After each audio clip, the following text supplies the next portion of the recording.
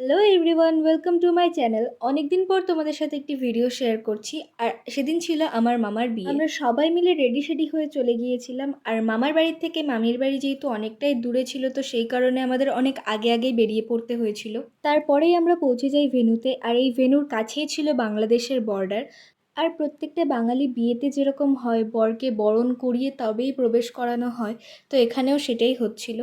মামার বরণ কমপ্লিট হওয়ার পর আমরা সবাই মিলে ভেন্যুর ওপরে চলে যাই, যেখানে মামিকে বসানো হয়েছিল। আর মামির সাথে দেখা করেই আমরা চলে যাই স্টার্টারের দিকে, কারণ আমাদের আস্তে আস্তেই প্রচণ্ড খিদে পেয়ে গিয়েছিল। স্টার্টারে ছিল চিকেন পকোড়া, ফুচকা, জিলাপি, কফি। আর আমাদের স্টার্টার খেয়েও পেট মন কোনোটাই শান্তি হয়নি, এই কারণে আমরা ডাইরেক্ট মেন কোর্সে চলে গিয়েছি। এখানে আমরা খাবার নিয়েও টানাটানি করছি।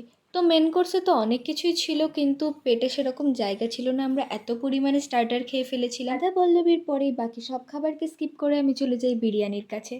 তো এখানে ছিল চিকেন বিরিয়ানি, সাথে চিকেন কষা।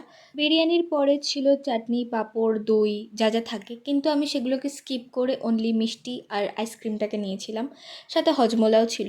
আর খাওয়া দাওয়া শেষ করে আমরা নিচে এখানে পিকচার তুলছিলাম, অনেক রকম পিকচার তুলেছি। আর কোনো বিয়ে বাড়িতে এটা আমি প্রথমবার শুনলাম। তোমরা কি আগে কোনোদিনও শুনেছো?